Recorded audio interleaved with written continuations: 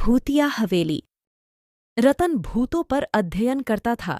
तभी उसे पता चलता है कि नाशिक में एक भूतिया हवेली का पता चलता है। तभी वो ठान लेता है कि वो वहां जाएगा और वो घर से निकल जाता है।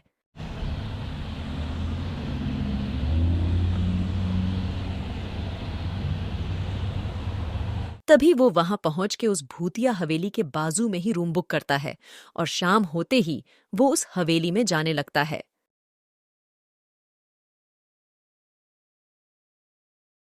तभी अनजान आदमी रतन से कहता है, आप कौन है और इस वक्त इस हवेली में कोई भी नहीं जाता है। रतन उस आदमी को देखा और सामान्य होते हुए उस आदमी से पूछा, हेलो, आप कौन है? मैं किशोर, यहाँ पर ही मेरा घर है। मैं यहाँ से जा रहा था तभी आपको देखा और यहाँ आ गया, क्योंकि बाहरी लोग ही यहाँ आते हैं जिनको इस भूतिया हवेली की कहानी के बारे में नहीं पता होता। जो भी व्यक्ति इस भूतिया हवेली की कहानी के बारे में जानता है वो शाम और रात के समय इस हवेली के भीतर जाना तो दूर, इसके आसपास भी नहीं आते हैं। तभी रतन बोलता है, हाँ, मैंने सुना तो है कि नासिक की ये हवेली भूतिया है। यहाँ कोई नहीं रहता, इसलिए मैं यहाँ आया हूँ ताकि इस हवेली में रुककर इसकी हकीकत लोगों को बता सकूं। तभी किशोर बोलता है, क्या मतलब है आपका?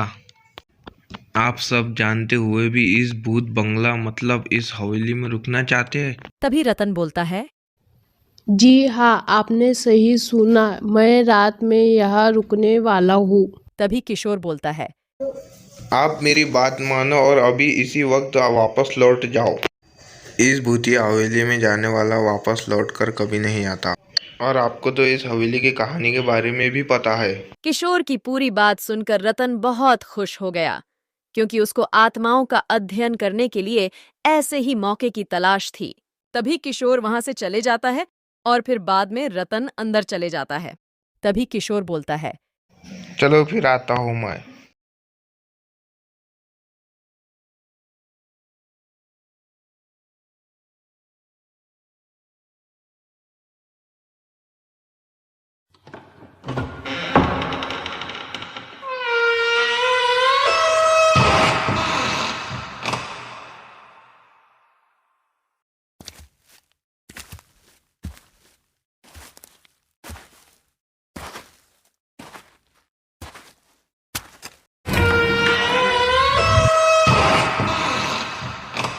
रतन हवेली के अंदर जाते ही सारे हवेली के लाइट चालू कर देता है। तभी रतन पूरी हवेली घूम कर आ जाता है और आके एक कुर्सी पे बैठ जाता है।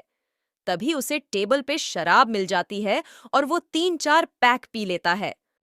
हवेली के लाइट बंद चालू देखकर रतन कहता है, लगता है मैंने शराब ज्यादा पी ली है, लाइट बंद चालू हो रही है।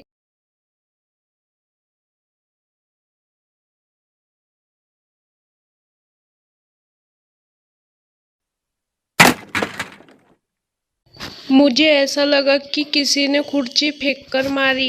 रतन अब डर रहा था। तभी उसे कोई उठा के फेंक देता है।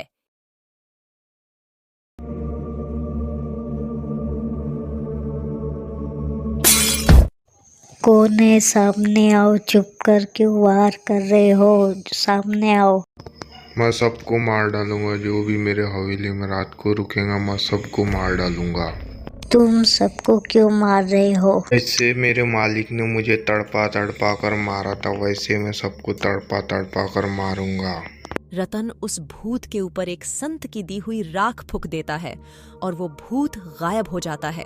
अगले दिन वहां के सब लोग हवेली से रतन को जिंदा देख के चौंक जाते हैं। तुम बच गए। हवेली में जो भूत था उसे मोक्ष मिल गया। वो कभी नहीं कोई को परेशान करेगा।